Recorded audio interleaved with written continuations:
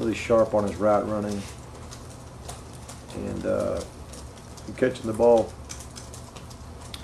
pretty well. You know, Tony really made a nice move in camp last year. Was playing a lot early and had a few drops and just kind of, I don't know, went by the wayside just a little bit as the season went on. And he was always a pretty tremendous blocker for us. We could count on that. But he's kind of shown some signs again like he did in camp. And I'm encouraged by Tony. That'd be really a big plus for us if he could keep it going. If Kenneth keeps it going, Muhammad's been sharp, you know. Our receiving core, that group of it has been doing a nice job. But with that, I'll open it up. In regards to Marcus Dawg, is his, I guess, play today kind of a carryover from his? I know in mat drills he was very impressive. He was very impressive in the mats. Yeah. Now that you mention it, just extreme. You know, looks very quick.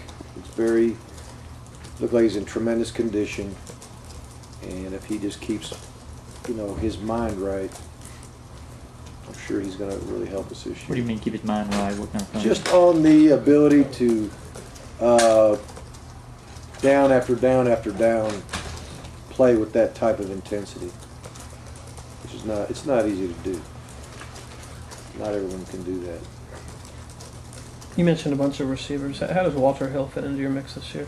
Well, we'll see. It's still very early.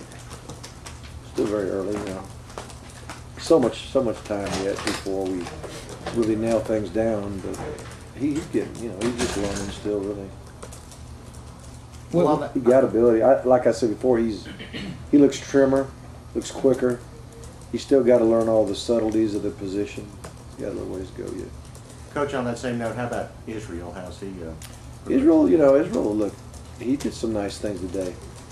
Caught a couple slant. I know he caught one slant in particular, and ball was out front a little bit. He just snatched it real pretty, and just kept his speed and separated from the defender. It was just a one-on-one drill, but still, it's a nice play. I mean, you run that same play, and you got linebackers and pads, and the threat of somebody hitting you, it might not be as pretty, but maybe it will. You just got to progress into that. But he's done some nice things.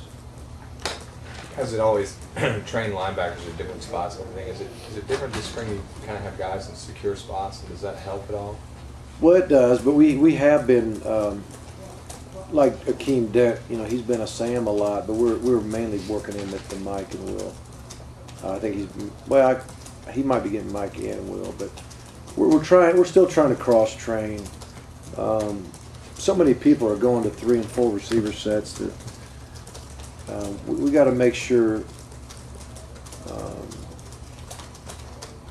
What happens when they go in 3 and 4 receiver sets? We go to a lot of nickel. We go to where we're only playing 2 linebackers and not the same linebacker. He comes out most of the time, and so we got to make sure whoever is playing Sam, got to make sure he knows how to play inside too. And that's what we're doing with Akeem. And of course, Dewberry hadn't practiced much. I'm not sure we'd be cross-training him right now, but he would be out at Sam, but he's not out there practicing right now. What's up with him right now? Oh, it's kind of a groin strain that just hasn't really.